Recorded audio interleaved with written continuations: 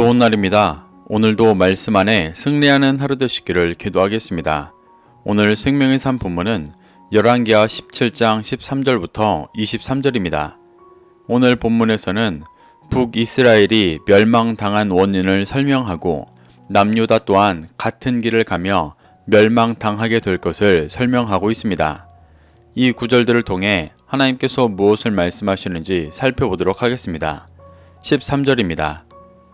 여호와께서 각 선지자와 각 선견자를 통하여 이스라엘과 유다에게 지정하여 이르시기를 너희는 돌이켜 너희 악한 길에서 떠나 나의 명령과 율례를 지키되 내가 너희 조상들에게 명령하고 또 내 종 선지자들을 통하여 너희에게 전한 모든 율법대로 행하라 하셨으나 하나님은 앞선 절에서 북이스라엘이 멸망당할 수밖에 없었던 이유로 우상 숭배에 대해 말씀하신 후에 이번에는 선지자를 통해 주신 하나님의 말씀을 듣지 않고 불순종한 것을 지적하십니다. 하나님께서는 이미 선지자와 선견자를 통하여 말씀하셨다고 기록하고 있는데 선지자와 선견자는 모두 하나님의 뜻을 전하는 자들을 말합니다. 선지자의 원어 나비는 선지자, 대변인, 말하는 자라는 뜻으로 하나님의 뜻을 선포하는 자를 뜻하고 선견자의 원어 호재는 환상을 본 자라는 뜻으로 하나님의 뜻을 보는 자를 말합니다. 사무엘하 24장 11절에서 다윗의 선견자 된 선지자 갓이라고 표현하는 것으로 보아 두 직분은 완전히 분리된 직분이라기보다 하나님의 뜻을 보고 선포하는 자들을 표현하는 것입니다. 큰 차이가 없어 보이는 선지자와 선견자를 반복해서 사용하고 있는 이유는 하나님께서 북이스라엘과 남유다에게 그들이 못 들었다고 할 수 없을 만큼 반복적이고 분명하게 지정하여 말씀하고 계시는 것을 표현하는 것입니다. 하나님은 북이스라엘과 남유다의 긴 통치의 시간 동안 악한 길에서 떠나 나의 명령과 율례를 지키고 율법대로 행하라라고 반복하여 말씀하셨습니다. 이는 죄악된 삶에서 벗어나 하나님의 말씀을 지키고 행하며 제사장 나라로서 빛이 되어 살아가라고 반복해서 말씀하시는 것입니다. 14절부터 15절입니다.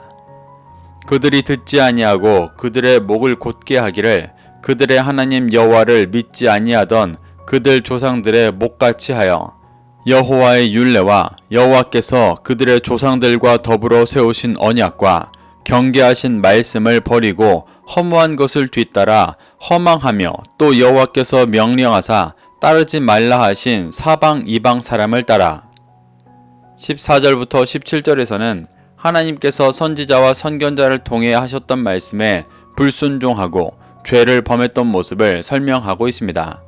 먼저 하나님께서는 북이스라엘과 남유다가 하나님의 말씀을 듣지 않고 목을 곧게 하기를 하나님을 믿지 않던 조상들과 같이 했다고 말씀하십니다. 목을 곧게 한다는 것은 하나님의 뜻에 대한 불순종과 관련해 인간의 고집, 교만, 완악함을 나타내는 표현으로 출애굽 1세대들에게 표현되었었습니다. 북이스라엘과 남유다는 불순종으로 가나안 땅에 들어가지 못하고 광야에서 멸망당했었던 출애굽 1세대들과 같이 가나안에서 쫓겨날 수밖에 없는 모습을 말하고 있는 것입니다. 또 북이스라엘과 남유다는 하나님께서 조상들과 더불어 세우신 언약과 경계하신 말씀을 버리고 허무한 것을 따랐다고 말씀하십니다. 여기서 말하는 언약은 신의 산 언약으로 하나님의 말씀을 듣고 진리의 빛을 비추는 제사장 나라로 살아가기를 언약한 것이고 경계하신 말씀은 가나안의 이방 풍습을 따르지 않고 경계하기로 한 것을 말씀하시는 것입니다.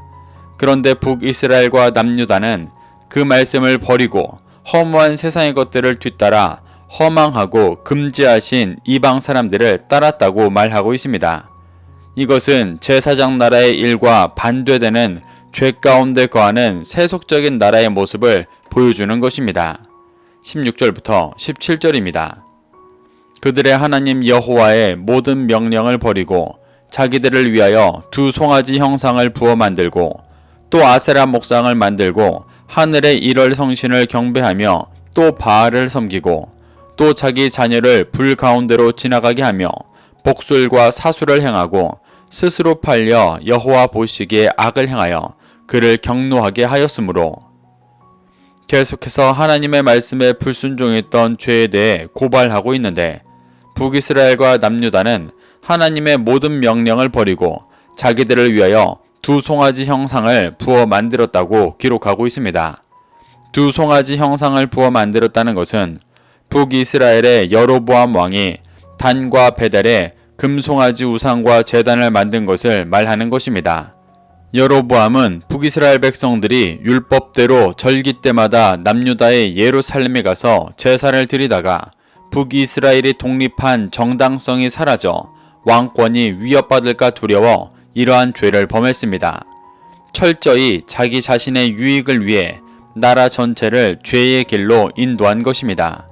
또 북이스라엘의 역대 왕들과 남유다의 몇몇 왕들도 아세라 목상을 만들고 하늘의 일월 성신을 경배하고 바알을 섬겼습니다. 이 우상들은 모두 풍요롭게 하는 신들로 하나님께서 말씀하신 제사장 나라의 삶보다 이 땅에서의 삶에 매여 자기를 위해 섬기던 것이었습니다. 17절에서 말하는 자녀를 불 가운데로 지나가게 한다는 것은 몰렉에게 인신 제사를 드리는 것으로 철저하게 자신의 유익을 위해 아들의 목숨까지 해치는 매우 패역한 일이었습니다. 이들은 복술과 사술도 행하며 스스로를 죄에 팔아 여호와를 경노케 하였습니다. 하나님은 이러한 모습에서 돌이킬 수 있도록 수많은 선지자와 선견자들을 보내주셨었지만 북이스라엘은 회개하지 않았고 결국 먼저 멸망당하게 된 것입니다. 18절부터 20절입니다. 여호와께서 이스라엘에게 심히 노하사 그들을 그의 앞에서 제거하시니 오직 유다 지파 외에는 남은 자가 없으니라. 유다도 그들의 하나님 여호와의 명령을 지키지 아니하고 이스라엘 사람들이 만든 관습을 행하였으므로 여호와께서 이스라엘의 온 족속을 버리사 괴롭게 하시며 노략군의 손에 넘기시고 마침내 그의 앞에서 쫓아내시니라. 앞서 언급했던 죄들로 인해 하나님께서 북이스라엘에게 심히 노하셔서 그들을 가나안 땅에서 제거하셨습니다. 제거하다의 원어 수르는 빗나가다, 고개를 돌리다, 떠나다 라는 뜻입니다.